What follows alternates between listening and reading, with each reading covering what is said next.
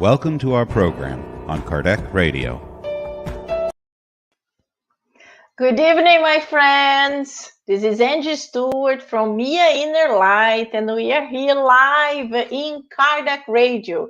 Today is Thursday, 9 p.m., and we have our weekly live study. So let me just open here so I can see the comments.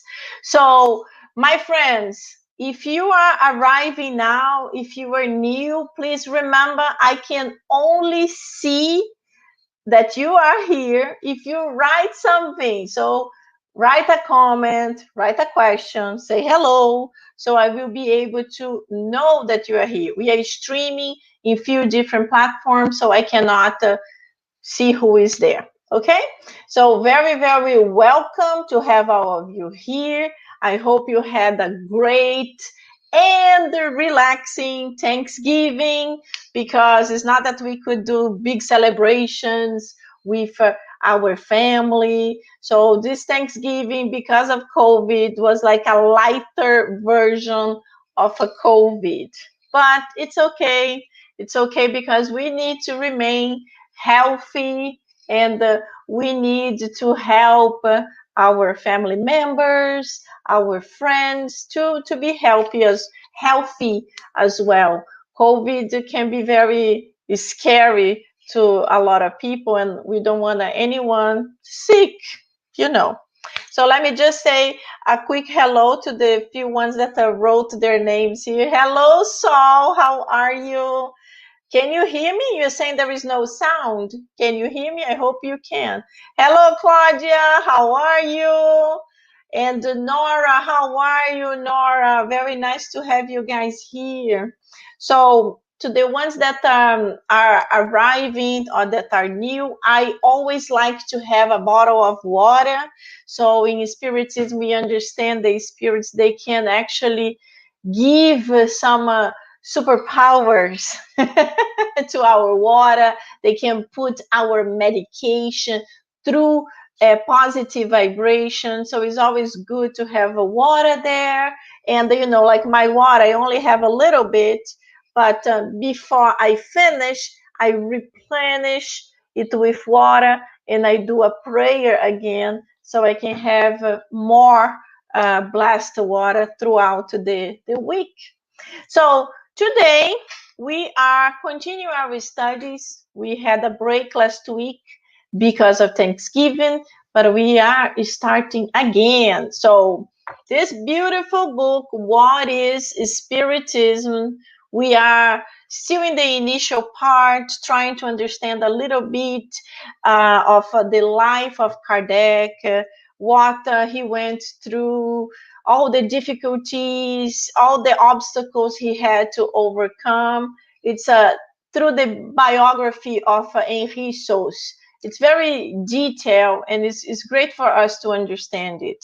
A lot of us only know Kardec because he codified the Pentateuch of the Spiritism, but a lot of people don't know much about him. So this book is key for us to really understand. And then the next 30 minutes, we do this from 9 to 9:30. And then the next 30 minutes, we study the gospel according to Spiritism. And we study this book with two friends. So every week we have two guests, and we all have a conversation about the topics that we study. So it's interactive, it's fun, it's good.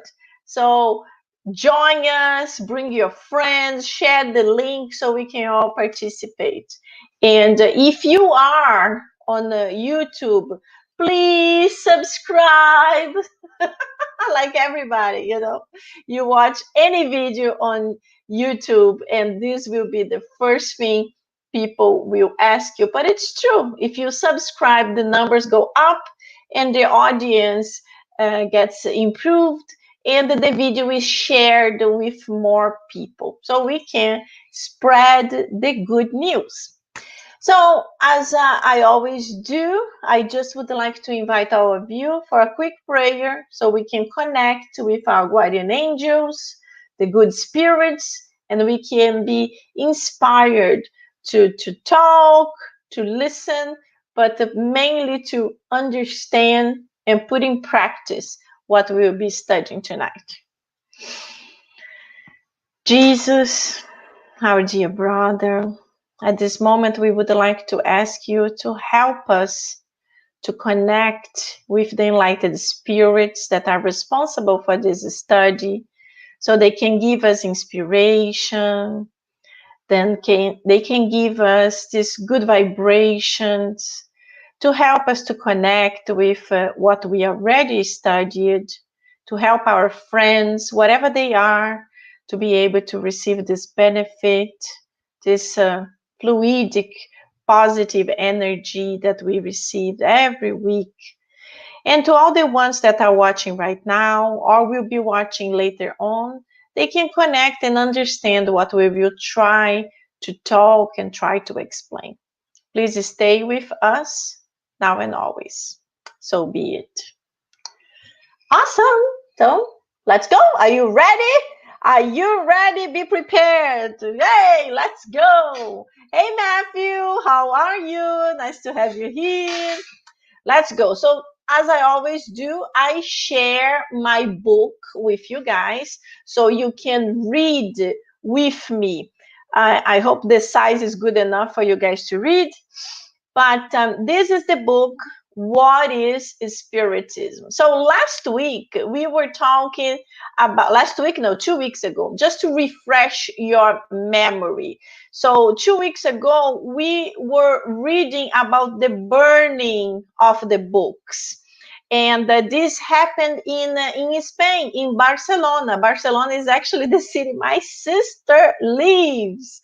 So in Barcelona, these books were sent there, so they would be sold in Spain. So Kardec wanted to bring the Spiritist philosophy from France to Spain and to many other countries.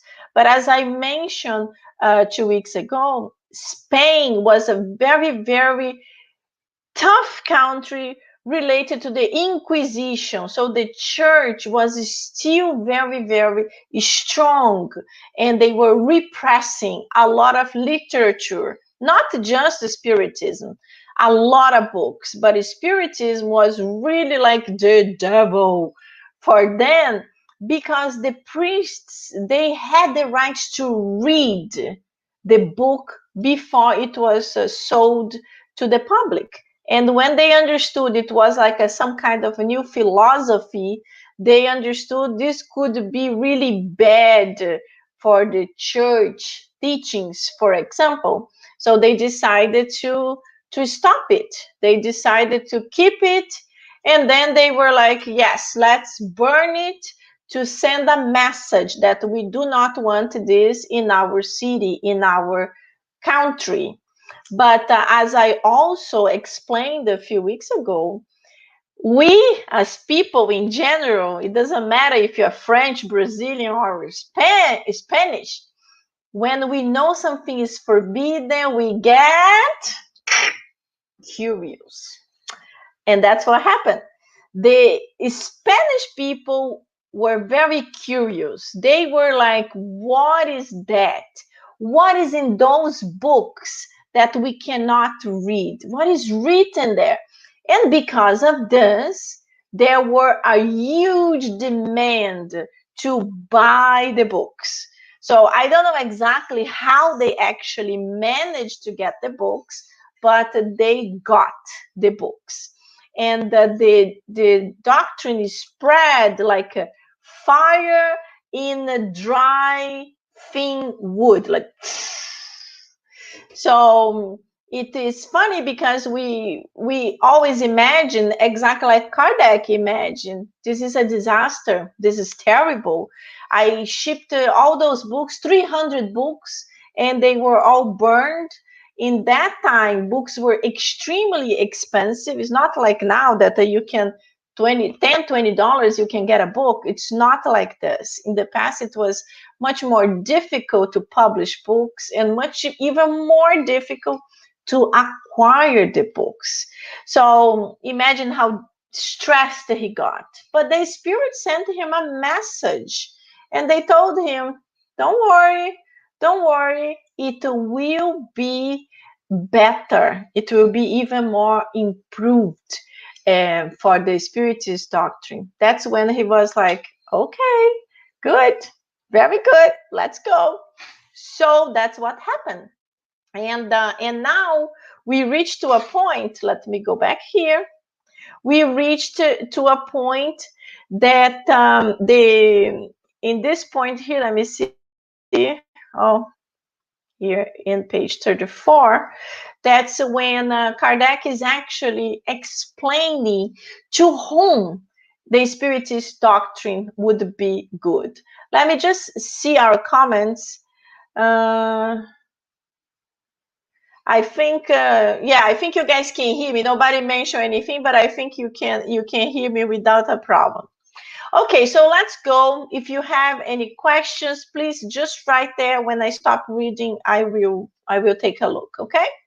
So Kardec is saying, use kindness to welcome persons of a good will. Offer the light only to those who are seeking it. Do not impose your faith on anyone. So he is trying to teach us like how to spread the Spiritist philosophy. You know, everybody when they start discovering the Spiritist philosophy gets mesmerized and wants to convert everyone. But this is actually wrong. And Kardec, right in the beginning, he knew it was wrong. Because when you want to try to impose something on someone, the person probably will be against it. We're like, no, I don't want this. I don't want this. So the person needs to have the curiosity to want to know. So he is saying here, offer this to persons of goodwill, persons that like they're curious, they want to discover things, they are open for it. So offer the light only to those who are seeking it. So avoid wasting your time. So if someone is totally against it, it's already demonstrate, no, I don't like it, don't talk about these things, this is ridiculous, you're crazy, and you continue talking, you are imposing it on the person. This is not good. You are wasting your time and you are making the person angry. Think the contrary. Imagine if someone is trying to do the same thing with you. Would you be happy? Like if you just said you can't stand chocolate. Weird, huh? You can't stand chocolate. And this person has this cake and he says the best cake in the planet. You have to try just a little bit, please, please, please. And you, when you eat chocolate, you want to vomit. How do you feel? So whenever we are going to do something to somebody else, put yourself on the other person's shoes. So you will like, yes, I wouldn't like someone doing this to me. So we change. And we also, we stop wasting our time. If the person is not prepared for that, doesn't matter how many times we will talk about it, this person is not going to be able to receive it. So next time, maybe next life, the person will be more open. Don't worry about it. Do not impose your faith on anyone. So I already said that. Do not impose it. Let it go. Let it go. So whenever the person is prepared, the person will ask you questions. The person will be curious about it. But until that moment arrive, you are not going to do any good trying to impose anything. So make the light evident so that it may be seen by those who want to see it. So this is good. We always say that when we change our behavior, this calls much more attention to everyone because people say, wow, why is she doing that? Like, it could be something good or bad. Something bad, people also would say, whoa, she changed, now she's weird, what's going on? But when it's for good, people also pay attention. oh, why is she doing this? She used to be different, or person that don't know you, but suddenly met you and like something you were doing or something you were saying, something in your behavior. Then this person's like, wow, I like this woman, this man. I agree with what he is saying or with what he is doing. And then this person will try to know you better. And then somehow you probably will say, well, yes, I am a spiritist. Or you're going to say, oh, I believe in reincarnation. The person, ooh! But it will be something for the person to be curious to know what it is. So shine your light.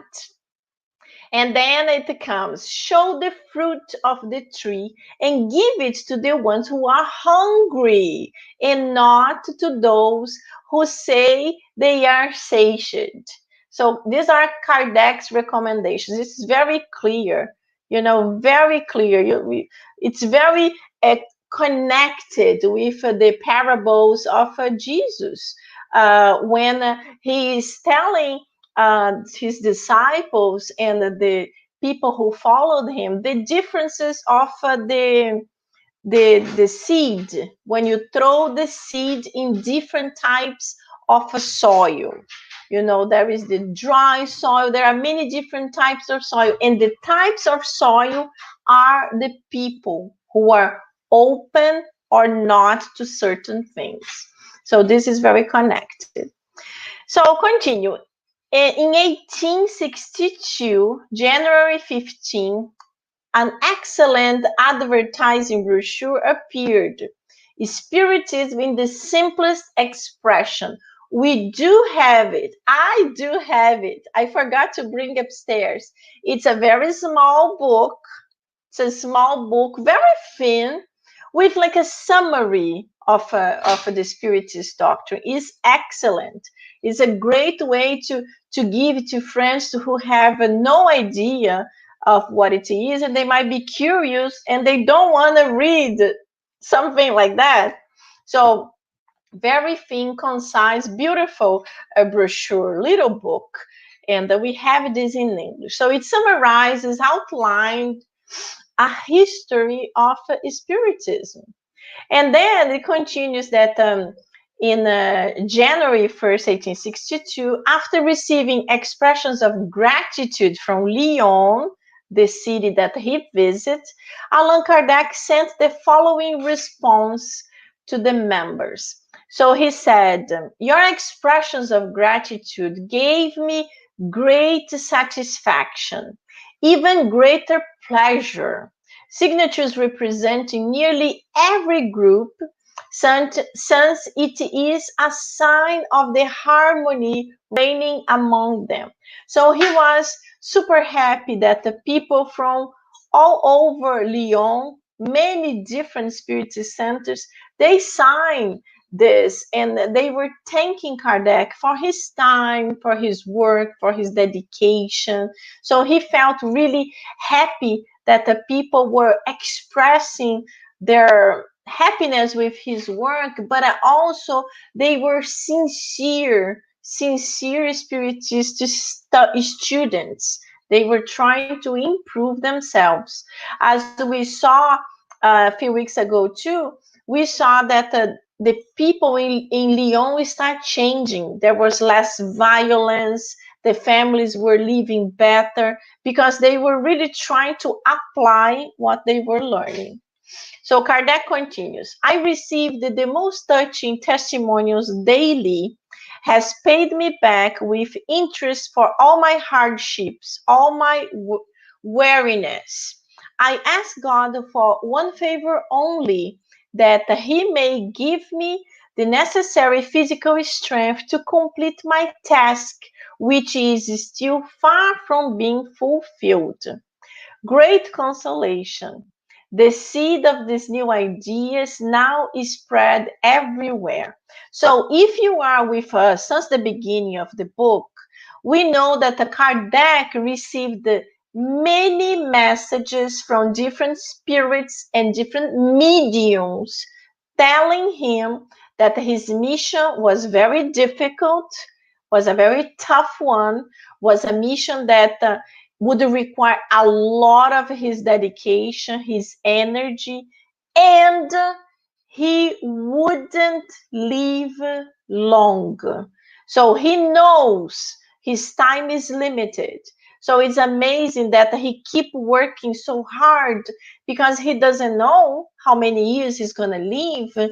When he discovered Spiritism, when he started the understanding the game of the turning table, there were actually intelligent beings behind that game. That's when he started asking intelligent questions. He was no young man. So that's why he's like, I don't know how many years I still have to fulfill this mission.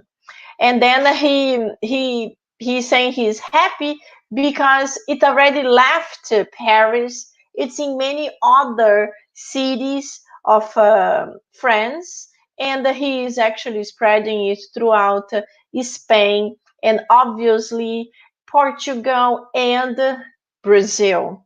If you don't know much about the history of Brazil, in the past, Brazil was colonized by Portugal. So the Brazilians who actually had power, or they had like a money, they had access to universities, for example, the rich Brazilians, the rich Portuguese, they used to take their kids and send to study in Europe. And many of these rich Brazilians end up going to Paris, they end up going to other capitals in Europe. And somehow they discovered the Spiritism. So that's why they embraced the Spiritist doctrine and they brought it to Brazil, and it is spread like, whoo! We Brazilians love it. So, and then he continues here. My regret it is that scantiness of my personal resources has not allowed me to carry out the plans that I conceived for an even faster advance. So, as I mentioned in the past, too, Kardec was not rich. He had scarce ways of making money. He was a professor. He received the money because he published many books that were used in many different universities, in many different schools. So this gave him a source of money, but it was not really some money that he was considered rich. As you know, even in the movie called Kardec, he had to get extra work. In a certain moment, he worked to 3 different jobs in order to be able to have like a good way to survive, to provide for his wife. So he was not a rich person that could spend a lot of money in publishing books or traveling throughout Europe to spread the Spiritist philosophy. So people wonder how a doctrine that makes us happier and better could have enemies. That's natural. The establishment of better things always shocks people's interests at first. Invention, and then he continues, inventions and discoveries had they stubborn enemies. And imagine Jesus. Jesus was the most elevated being, human being that ever touched the soil of our planet Earth. And Jesus had a lot of enemies. So that's why we say, if even Jesus was not loved by everyone, how do you expect to be loved by everyone? It's not something natural for us in this phase of our evolution and of our planetary evolution. One day, the planet Earth will not be trials and atonements like we feel right now, but it will be a more elevated planet because the population here will be more elevated. So this notion of a hatred, killing, so many horrible things that we see everywhere will not happen because the human beings will understand that we have actually to love each other, to respect each other, to help each other. So nowadays, what we see a small amount of population helping each other, doing works of a charity. In the future, will be the majority of the population. Few people will be the others who do not want to be charitable, who do not want to help others. So will be totally the contrary. But it's already wonderful to know it is changing. It's not changing as fast as we would like to, but it is changing. My example, you that know me, you all know that I'm running this project, Loving Bags for the Homeless. This is the 4th year that I do it. And we decided to do 400 bags. 4 year, 400 bags. Yeah. Wow, maybe 5th year, 500 bags. I don't know. Anyway, so it was a very big effort. I started, but I received the help of hundreds of people. Probably you that are looking at me right now, you donated, you contributed somehow. And this is wonderful because we will have 400 persons that are struggling, that are living on the streets, that will receive that little gift, and they will understand they are not invisible, how they feel they are invisible. They are not invisible. And we will be praying that somehow that little gift can boost their energy, give them hope and some encouragement and the faith to change whatever they are going through, and it will improve. So this is very good. This is very beautiful.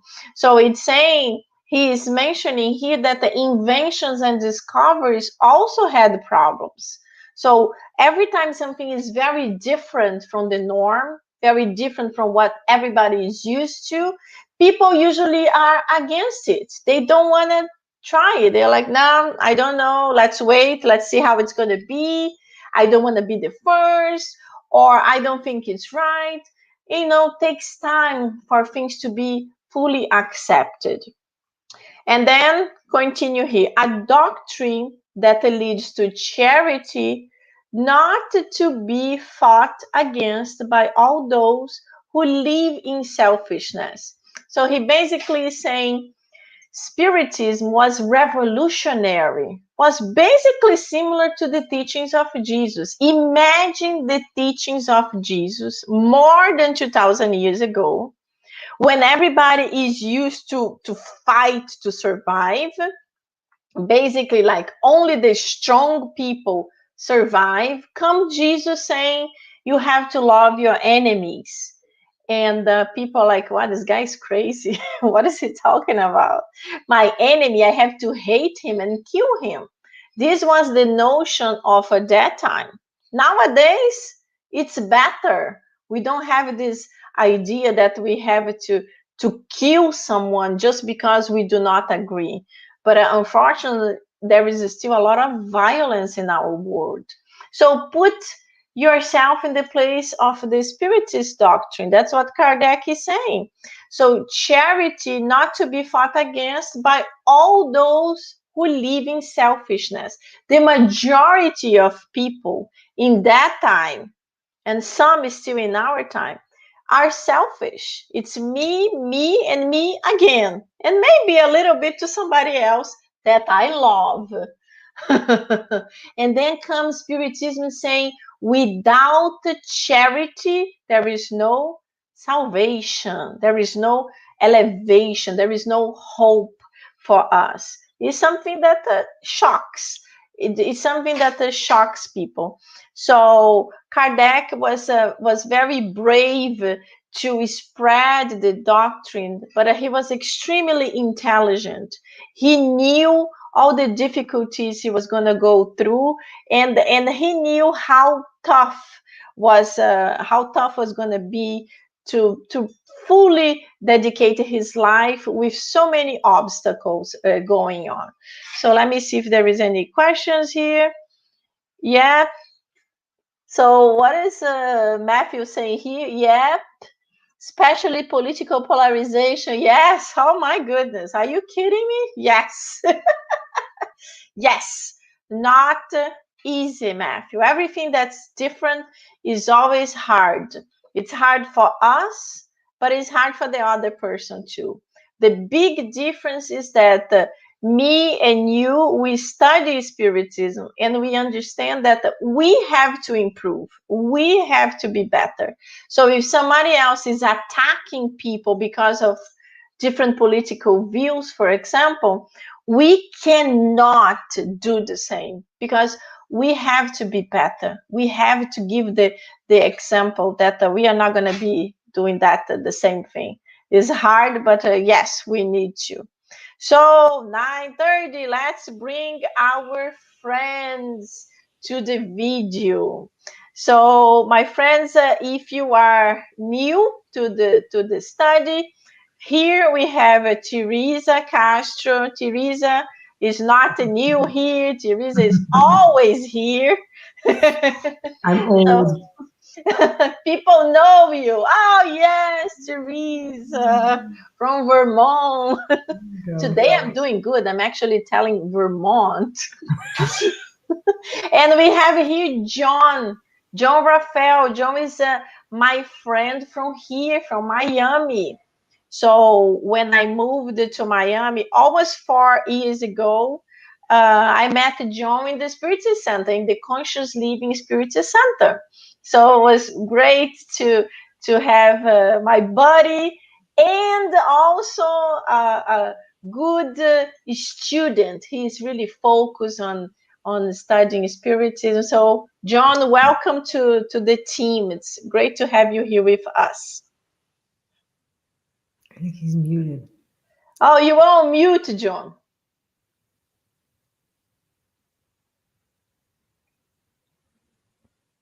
I think John wants me to talk more than I naturally talk.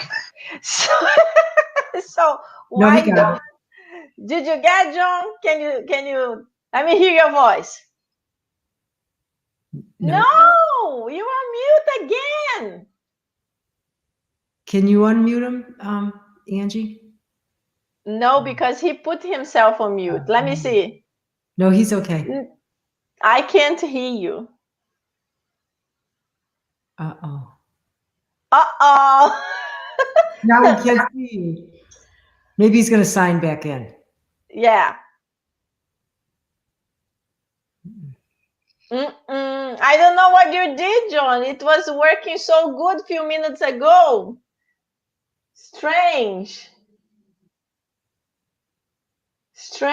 We can't hear you. That's I don't know what you did.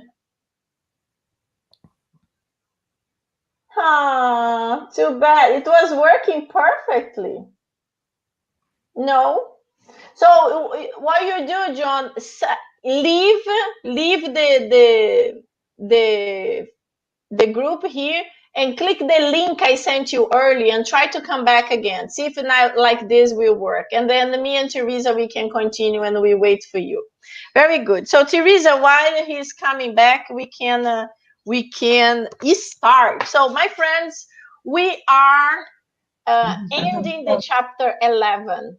Oh, you have the book. This is the little book you were talking about. See how skinny it is? Exactly. It's nice. Great. It's so tiny, so concise, and it's a great gift to people that say, "What is this Spiritism?" So it's great because look, if you give a gospel that's a very fickle book, it usually intimidates people that are already like, I'm not sure about that. I'm not sure I'm going to waste my time reading. But that little tiny brochure is wonderful. So, we're talking today about two topics that are hard for everybody. It's not easy. So, we are, if you guys have the book, we are on chapter 11, and we will be doing today items 14 and 15. So the 14 is charity towards criminals. It's already a topic that's already difficult because most of the people think criminals, they deserve to suffer. They deserve to rot in jail because whatever they did. And then, you can think, well, there is the law of God and there is the law of the man. And yes, we have to follow the law of man according to each society. They have their laws we have to respect. And this is also related to, how can I say, you need to have a law to be able to put people in accordance so people can be protected. If you don't have laws and regulations, it becomes an anarchy. But it doesn't mean that we are not going to treat a criminal with a charitable soul, understanding that this is our brother or sister that still didn't evolve enough to understand what is right and what is wrong, or sometimes they already understand, but they imagine the situation they cannot escape from that. And we understand there are cases of poverty that the people rob because they are starving, and it's very difficult. So the best thing always is never for us to judge others. Every person lives in a different situation, so it's tough. But so what can we say about charity towards the criminals? So Teresa, what do you think we could start mentioning about it? Oh, John returned. Let's hope John has sound now. Let's see. Do you have sound now? Whoa! There is sound. Very good. Very good, John. So I gave the whole introduction about the charity towards criminals. And I was just asking Teresa, how can we start talking about it? What we could say about it? Well, you're right, Angie. This is very tough. And I think what this is asking us is to really encourage us to see beyond our earthly material existence, because it's awfully hard to say, oh, I'm going to, be charitable to somebody who's done these awful crimes. So we really have to raise our level of thinking, right, in order to do that, to realize that we are all brothers and sisters. And us as Spiritists, we know that, we have our many reincarnations and nothing happens by a chance. And why am I in this position of being charitable to this criminal? And so we have to kind of look from a higher viewpoint. Also, in the bottom there, it says, quite often they do not know God as you do, and less will be asked of them than of you. So I think even if we're in our very material existence and we're thinking, well, I'm better than that person, or they're below me because they committed this crime, we need to follow that up with, okay, so if I have more, more is going to be asked of me. So, that's, another thing that can maybe help us. But it's very tough. It's,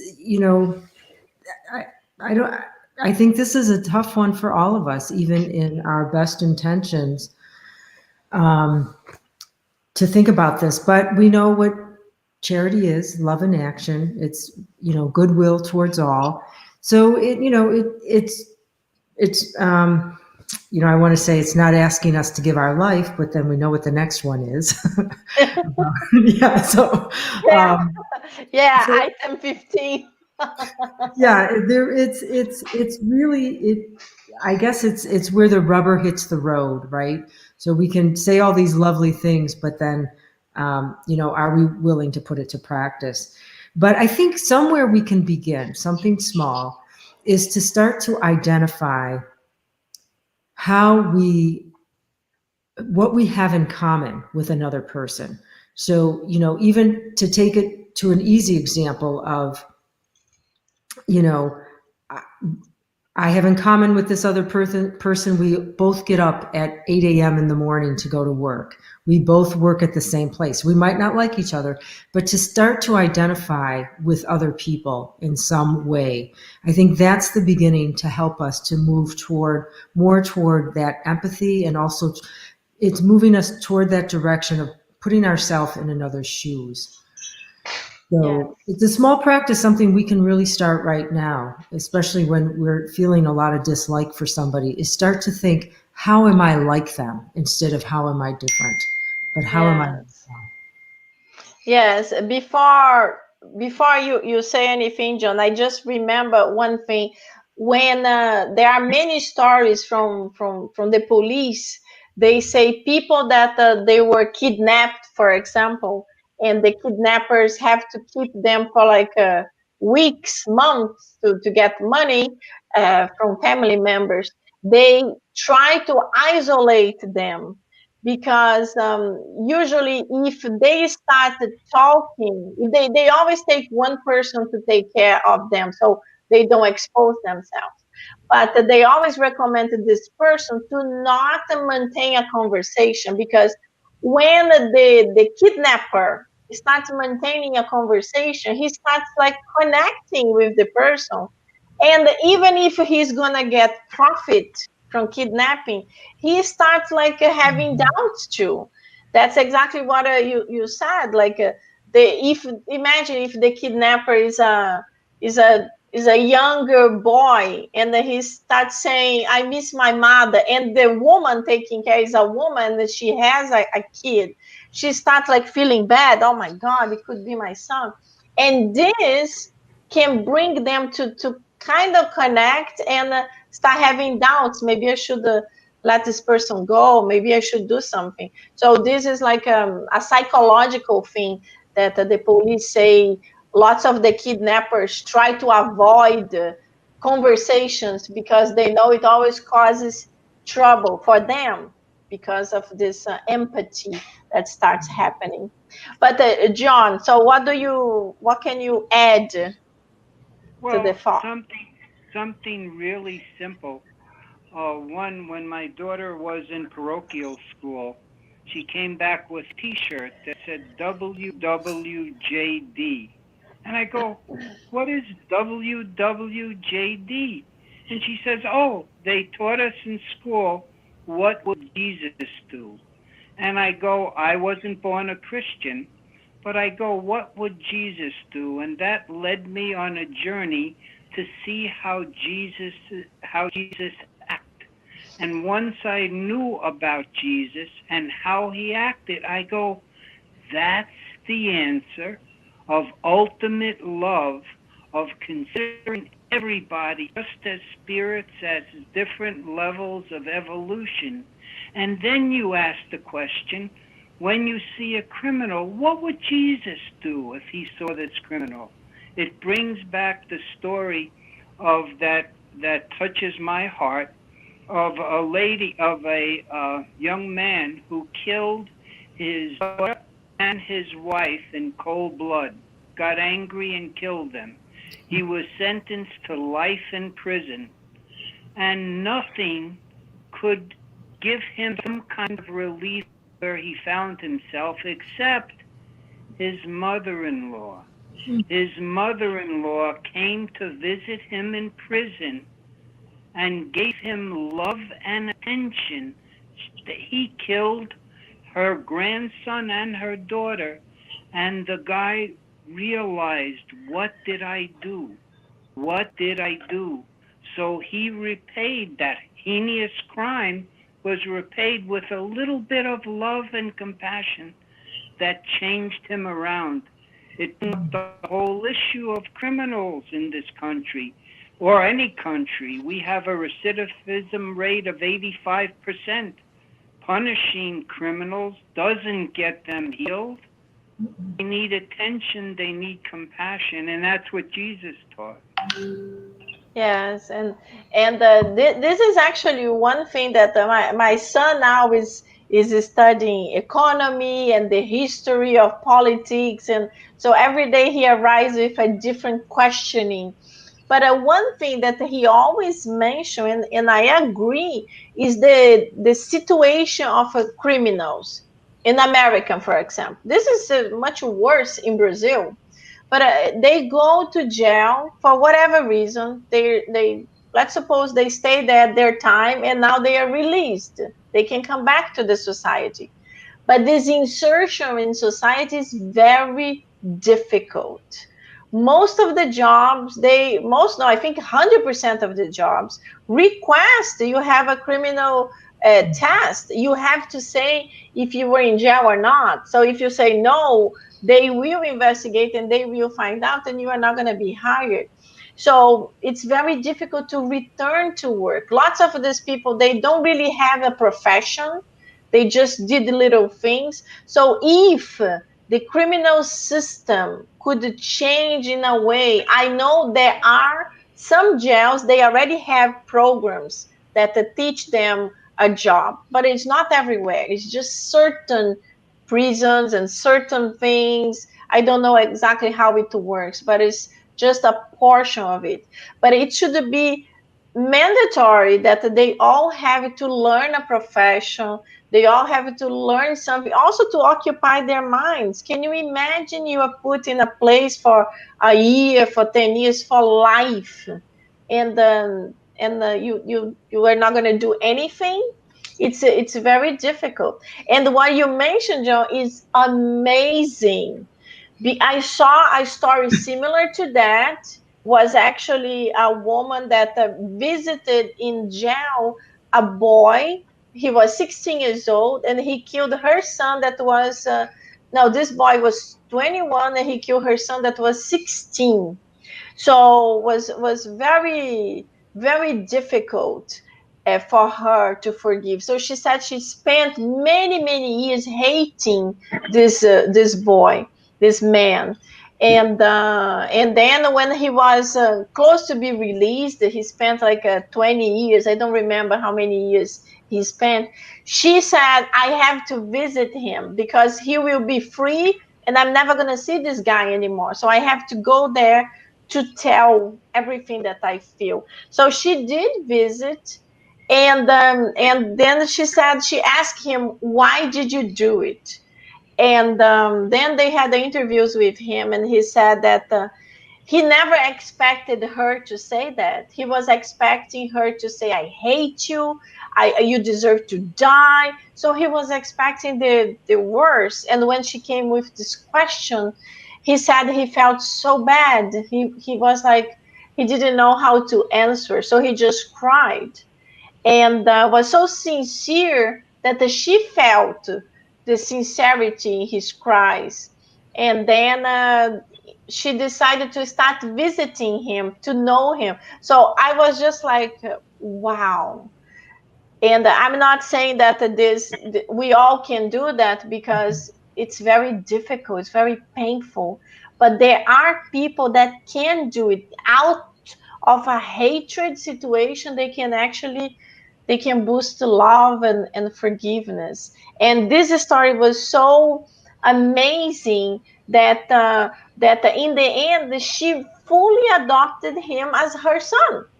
And they lived next to each other, and he worked 3 jobs, and she was older and alone, so he adopted her as his mother, and he was providing for her. So it's just like, exactly like you said, John, it's something that switched totally, and it's like so beautiful. It's so touching for us to think, and harder for us to put ourselves in the shoes of that lady. Would we be able to do that?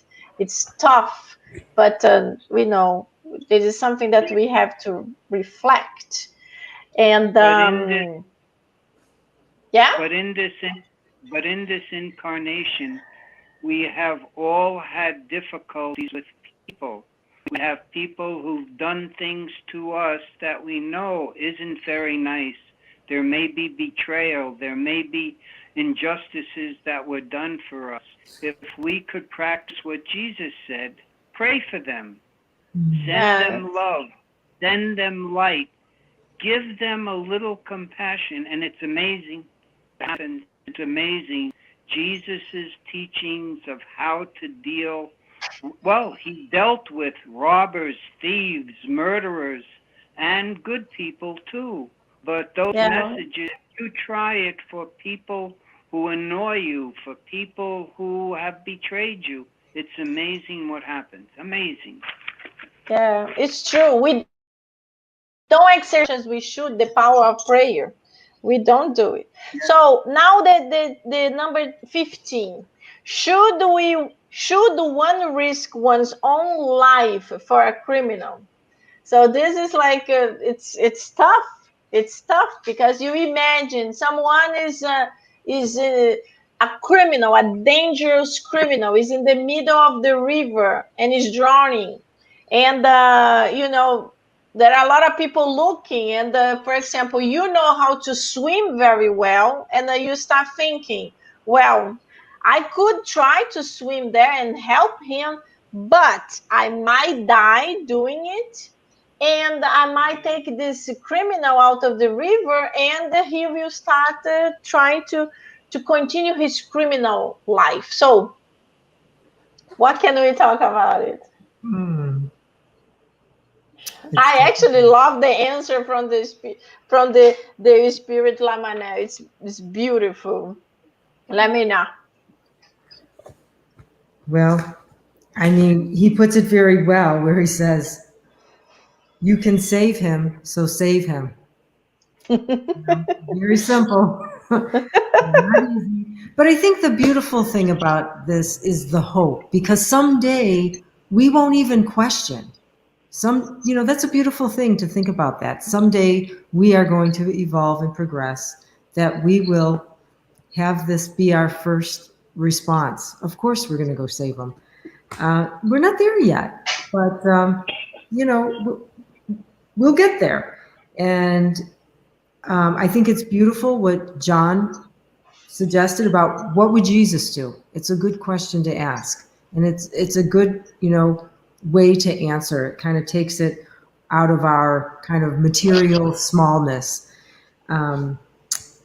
Jesus being an elevated spirit that could do much more than we could or we can at this moment. So it's a simple solution. It's a simple answer, but it's not an easy one, especially for us where we are right now in our evolution. It's not an easy choice, because then it takes a lot of faith and a lot of that true faith, that we're not hesitant and say, but what about my family? And what about my job? And, there's a lot of things that we're still very attached to. Yes. I remember cartoons when I was a child. There was always some kind of cartoon that someone is falling from a cliff and have only the fingers here, and comes that one angry and starts stepping on the fingers. That's the cartoon they had. But Lamena, he answers, and he answers in a very beautiful way. I will answer it according to my advancement. It's beautiful, my moral advancement. So he understands that the spirits are much more advanced than him, and others that are less advanced than him. So we are less advanced than him. So for us, that's exactly what you said, Teresa. We are going to start full of questionings. But this, but that, but this, and if I survive, if he dies, if whatever. But that's exactly what he said in his in Jesus' thoughts. He would be automatic, not even questioning. Why should I try? No, I can do it, so do it. So, but John, what do you want to add? Well, it's kind of interesting. A more practical choice would be, in our society, what if you know CPR, cardiopulmonary resuscitation, and there you are in your car and there's a terrible accident, and you and you see a person laying there dying in a pool of blood. There's no one else around. Do you turn him over? Now it's COVID time too. Start to do mouth-to-mouth resuscitation on him, trying to keep him alive, or do you let him die? In the end, the people that teach CPR tell you, they can't tell you what to do in that situation. You can leave, you can try to call help, but in the end, there's your life and death. You can try to do something, should you. He can't tell you that's what you should do. You have to ask your heart. Does my heart tell me I am going to try to save this person and risk my life, something practical? I know my wife had an incident like that where she saw a motorcyclist get hit by a car, and there he was lying in a pool of blood with his helmet on, and what do? Thank God for her. There was a medic there. There was what do they call that, a paramedic. He was able to help. But for my wife, that was a frozen time. What does she do? It wasn't during COVID time, but still, what do you do? Yeah. So I guess, and at the end, just as you said, Teresa, that was a beautiful thing where it says, obey the voice of the heart that tells you can save him, will save him. So your heart has to. And just to finalize, he actually explains also who says that if you save him, he will continue being a criminal. Maybe this will be like a wake-up call. It's like he has a new life. He survived. He might or might not, but he might be grateful for him giving him a second chance, and he might try to improve his life, try to be better. And if you choose not to do anything, or like in the cartoon, step on the fingers and let the person fall, we know in Spiritism that the body dies, but the spirit lives. So that man will have you as a bad enemy. So you are not helping him. It's actually now the situation is worse for both of you because you just acquired a powerful spiritual enemy. So this is a tough one. But let me just read what Nora said. She said that she read a book called Tattoos of the Heart by a Jesuit priest that helps